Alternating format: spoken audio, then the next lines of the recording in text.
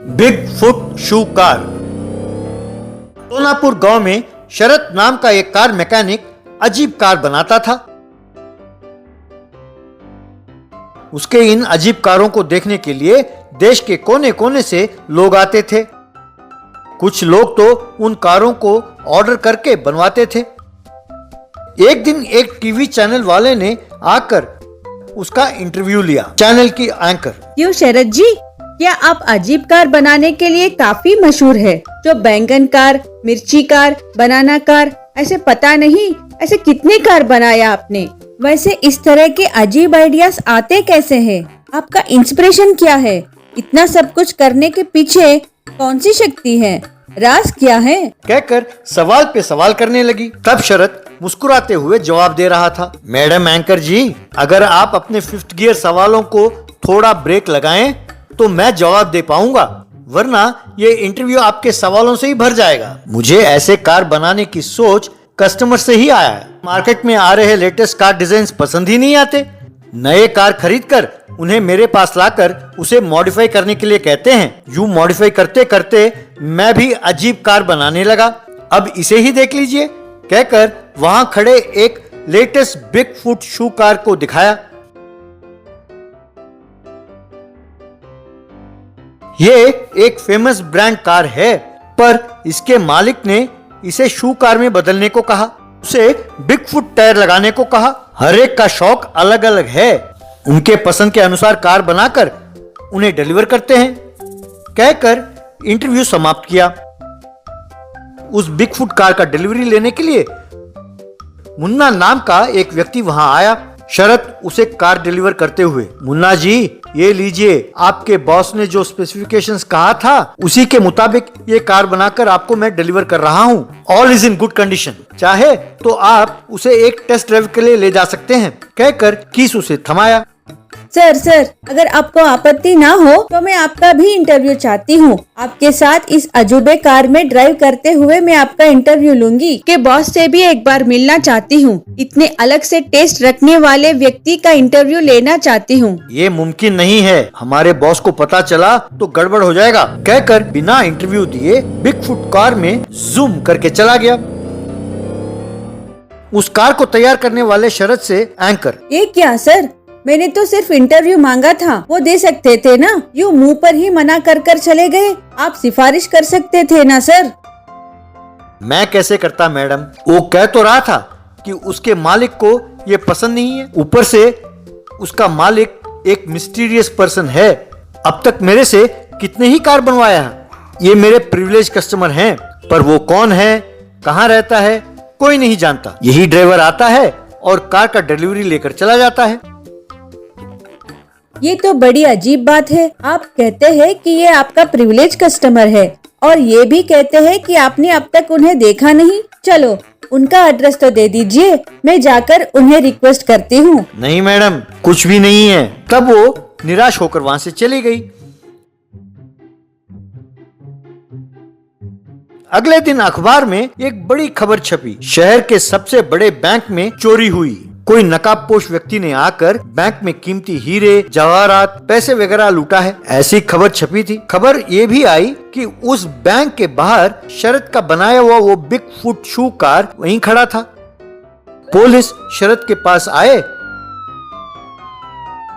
शरद जी, हम मानते हैं कि आप एक बड़े अच्छे मैकेनिक हैं। हम ये भी जानते हैं कि वैरायटी कार बनाने के लिए आप बहुत मशहूर हैं। आपने कल बैंक में हुई चोरी के बारे में तो सुना ही होगा। उस बैंक के बाहर आपका बनाया हुआ वैरायटी शू कार खड़ी थी। सीसीटीवी फुटेज कहता है कि उस नकाबपोश व्यक्ति ने भागने के लिए वही कार का इस्तेमाल किया। इसीलिए आपसे पूछताछ करने आए हैं। प्लीज आप हमारे साथ कोऑपरेट करें। ये सुनकर शरद परेशान होकर, सर मैं सिर्फ वैरायटी कार ही बनाता हूँ। वो कार एक मशहूर व्यक्ति के लिए बनाया था सर, पर वो कौन है, कैसा दिखता है, मैंने कभी नहीं देखा। उनका ड्राइवर मुन्ना आकर डिलीवरी ले जाता है। इसके अलावा मैं कुछ नहीं जानता सर। ये कैसे हो सकता है शरद? इतनी महंगी कार जब बनाते हो तो ये नहीं देखोगे कि किसके लिए बना रहे हैं, वो कौन है। आज देखो कितनी बड़ी चोरी हुई है इस बिना पर कि इसमें तुम्हारा भी हाथ है, तुम्हें गिरफ्तार करना होगा। ठीक है, मुन्ना का फोन नंबर है, वो दिखता कैसे है? पूछते ही शरद मुन्ना के बारे में बताते हुए, सर वो 6 फुट लंबा है, मूछें यूं मरोड़ कर रखता है, गोरा है, पान चबाता है सर, कहकर उसे जो याद आया वो बताने लगा। तभी एसआई को वहां बड़े बड़े टायरों के निशान दिखाई दिए। एसआई को शक हुआ तो अपने लोगों से वहां तलाशी लेने को कहा। देखा तो वहां अंडरग्राउंड जाने के लिए एक दरवाजा था, उसे खोला तो नीचे एक बड़ा गैरेज था। वहां अंदर वो बैंक के सामने खड़ा बिग फुट शू कार खड़ी दिखाई दी। तब एसआई ने शरद को 4 थप्पड़ मारा तो वो सच्चाई कबूल करने लगा। सर मैं ही वो प्रिविलेज कस्टमर हूँ, मैं ही ऑर्डर करता था और एक साधारण ड्राइवर को एक गुप्त जगह इसे डिलीवर करने को कहता, फिर मैं खुद जाकर उसे कलेक्ट करता था। बाद में नकाब पहनकर मैंने बैंक की चोरी का प्लान किया। अब तक ऐसे कई चोरी कर चुका हूँ सर, पर कभी पकड़ा नहीं गया। यूं कहते ही उसे पुलिस स्टेशन में डाल दिया। फिर उसके चुराए हुए माल को जब्त करके जिसका था उन्हें लौटा दिया। Golden mask. हरियाणा राज्य में सोनू लाल नाम का एक सुनार रहता था। उसे पूरे शरीर को सोने के आभूषणों से सजाने का बहुत शौक था। क्योंकि उसके पास बहुत सारा सोना था तो वो लोगों से अकड़ कर बात करता था। कोई उससे बात करने के लिए आगे आता तो बड़े या छोटे का लिहाज ना करते हुए सबको चोर मानकर उन्हें धक्का देकर दूर हटाता रहता था। वे बेचारे बहुत दुखी होते थे। यूं समय बीतता गया, मौसम बदलते गए, झुलसती धूप, घंघोर बारिश, कड़ाके की सर्दी सब आते जाते गए। एक दिन एक व्यक्ति बुखार के इलाज के लिए अस्पताल में डॉक्टर के पास गया।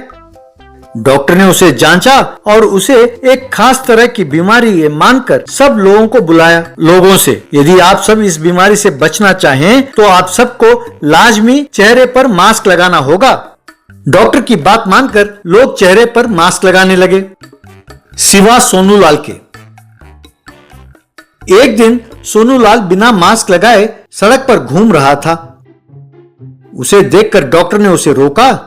यूं बिना मास्क पहनकर जाना खतरे से खाली नहीं है, आपको भी बीमारी होने की आशंका है, इसलिए आप तुरंत मास्क पहने। ये बात सुनकर सोनूलाल, क्या मैं भी आम आदमी की तरह कपड़े का बना मास्क पहनूं? मेरे मान सम्मान का क्या होगा? मैंने सोने के मास्क का ऑर्डर दिया है, जब तक वो नहीं आता मैं ऐसे ही घूमूंगा, जो करना है करो, कहकर गुस्सा होकर चला गया। यूं सोनूलाल कई दिन तक बिना मास्क के लोगों के बीच में घूमता रहा। एक दिन सोनूलाल जंगल से गुजर रहा था कि एक पेड़ के नीचे एक साधु कमंडल के साथ बैठा हुआ दिखाई दिया। वो भी मास्क पहने हुए तपस कर रहा था। सोनूलाल उन्हें देखकर उनके पास गया। साधु से सोनूलाल, पेड़ के नीचे नाक बंद करके तपस कर रहे हो, आपको मास्क की क्या जरूरत है? ये बात सुनकर साधु ने आंखें खोली। बेटा, हमारे वजह से दूसरों को नुकसान नहीं होना चाहिए। तुम भी सोने की मास्क की प्रतीक्षा छोड़ो और कोई मास्क कपड़े का पहन लो, वो तुम्हारे लिए और तुम्हारे परिवार के लिए उत्तम है। ये बात सुनकर सोनू गुस्से से, अच्छा तो मेरे सोने के मास्क की खबर तुम तक पहुंच गई? देखा मैं इतना प्रबल हूँ। अरे बुढ़े, तुम तो क्या, वो भगवान भी आकर मुझे कहेगा तो भी मैं सोने के अलावा और कोई मास्क नहीं पहनूंगा, चाहे कितने लोग मरें, मुझे कोई परवाह नहीं। ये बात सुनकर साधु को गुस्सा आया। वो साधु सोनू से, इतना घमंड, दूसरों के प्राण की कोई कीमत नहीं, तो लो यही मेरा श्राप है, तुम्हें सोने का मास्क मिलेगा पर वो तुम्हें बहुत तकलीफ देगा। सोनू उनकी बातों की परवाह ना करते हुए घर चला गया। अगले दिन सोनू को सोने का मास्क की डिलीवरी हुई। उसे हाथ में लेकर खुश होकर सोनू, अब देखो सब लोग मुझे देखकर जलेंगे, यूं सोचकर मास्क से उसने मुंह को ढका। यूं वो सोने का मास्क पहनकर गलियों में जाने लगा। सब उसके मास्क को अजीब से देखने लगे। तब सोनू को प्यास लगी। एक दुकान पर जाकर मास्क को अपने हाथ में लेकर कोल्ड ड्रिंक पीने की कोशिश करने लगा। तभी अजूबा हुआ और वो मास्क उसके मुंह से जा चिपकी। ये देखकर सोनू हैरान हुआ। फिर से उसने मास्क उतारा और दोबारा कोल्ड ड्रिंक पीने की कोशिश की तो मास्क फिर जाकर उसके मुंह पे चिपका। बस उसने गुस्से से उस कोल्ड ड्रिंक की बोतल को जमीन पर पटका। फिर सोनू घर लौटा। घर में मास्क उतारकर खाने के लिए बैठा। हैरानी की बात यह थी कि फिर जाकर मास्क उसके चेहरे पर चिपक गई। घर में सब उसे देखकर हैरान हुए। सोनू हर बार एक निवाला खाने की कोशिश करता और हर बार वो मास्क उसके मुंह पर जाकर चिपक जाती। तो सोनू को इतना गुस्सा आया कि खाने की थाली को उसने उठाकर फेंक दिया। बाद में सोनू बिस्तर पर जाकर लेट गया। वो गहरी नींद में था कि मास्क आकर उसके मुंह से चिपक गई। बस उसका दम घुटने लगा और वो उठकर बैठ गया। मुंह पर लगे मास्क को उठाकर फेंका। वो मास्क उसी तेजी से आकर सोनू के मुंह से चिपक गई। सोनू ना खा सका, ना पी सका, ना सो सका। वो एकदम कमजोर हो गया। सोनू सड़क पर जाते हुए अपने सोने के मास्क को सड़क पर पटकता था, पर वो मास्क दोबारा जाकर उसके चेहरे पर चिपक जाती थी। लोग उसे और उसके मास्क को देखकर हंसने लगे। तब सोनू को साधु के दिया हुआ श्राप याद आया। वो दौड़ता हुआ पेड़ के नीचे बैठे साधु के पास गया। साधु से, मुझे माफ कर दें स्वामी जी, मैंने अहंकार में ये गलती की। मैंने दूसरों का अपमान किया। आपके श्राप के कारण मेरे अकल ठिकाने आ गए। खाना, पानी और नींद के अभाव से लगता है मैं मर जाऊंगा। मेरी रक्षा करें। ये बातें सुनकर साधु, देखो सोनू, इस संसार में प्रकृति से बढ़कर कोई भी चीज नहीं है। सोना, हीरा सब प्रकृति का दिया हुआ है। यदि तुम्हें वो मिला है जो दूसरों को नहीं मिला तो उसे प्रकृति का दिया हुआ वरदान मानना चाहिए, ना कि उसे अपना ही समझकर घमंड करना चाहिए। अगर घमंड किया तो वो चाहे कितना भी बड़ा क्यों ना हो, प्रकृति उसे नहीं बख्शती, उसे सबक सिखाकर ही रहती है। कहकर अपने कमंडल से पानी लेकर सोनू पर छिड़का। बस सोनू के मुंह से निकलकर वो मास्क उसके हाथ में आ गया। फिर सोनू ने साधु को प्रणाम किया। फिर घर जाकर पेट भर के खाया और आराम की निद्रा में लीन हो गया।